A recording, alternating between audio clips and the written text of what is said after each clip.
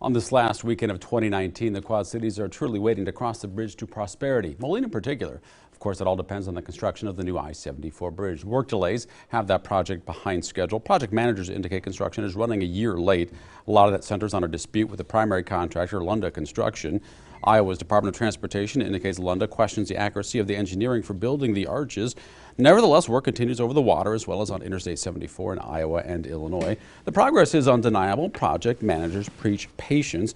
Moline city leaders expect to capitalize on economic development along the new interstate corridor. Moline city government itself a bit in flux. There's been turnover at key positions of city administrator, economic development coordinator, and police chief during the year. There is a new police chief in place. Moline is still operating with an interim city administrator and economic development coordinator. That search, both of those continue. Now Moline goes into the new year on solid financial footing. No budget shortfalls, no tax increases.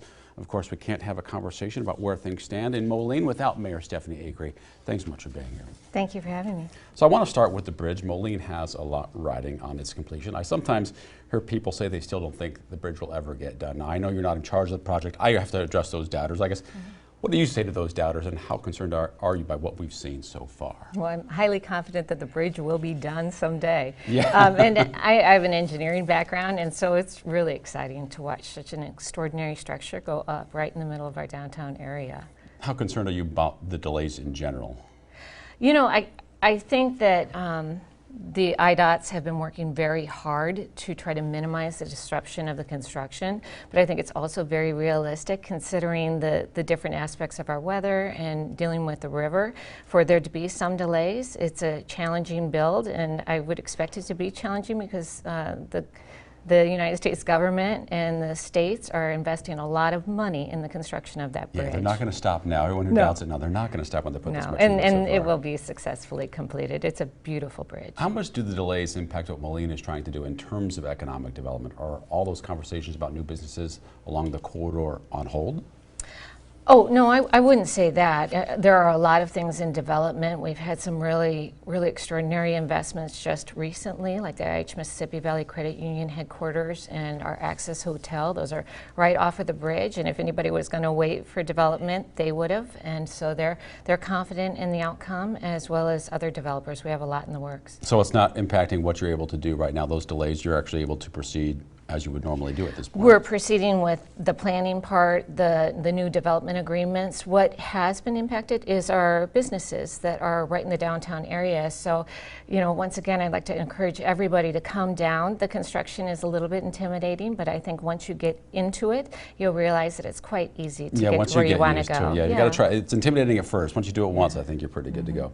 Let's talk about marijuana for a little bit. It will be legal in Illinois in just a few days. Now, Moline didn't act as fast in terms of opting in to allowing retail businesses in the cities, let's say Rock Island. They moved fairly quickly. How much hesitation was there on the city's behalf, and what worries do you have for Moline on this issue?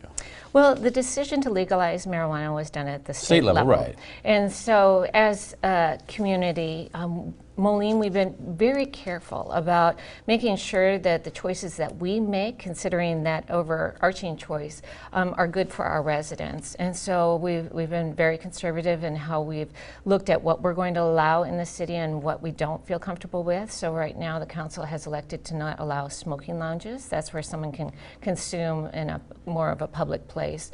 But we have promoted the idea of having 2 licenses in Moline, and we are working with our volunteer planning commission to develop the best locations for those licenses, and then the license will be awarded at the state level. Have you established the zoning yet for those? That's what the planning commission is doing right now. Yeah, and I have their conversation has been very thorough and thoughtful, and I think it well represents our community's concerns and interests, and so I think we'll come with a good solution. Now, what expectations do you have for marijuana in Moline in terms of being a revenue generator? You talked about those 2 licenses that the city would be limited to. Have you know of anybody applying for those yet?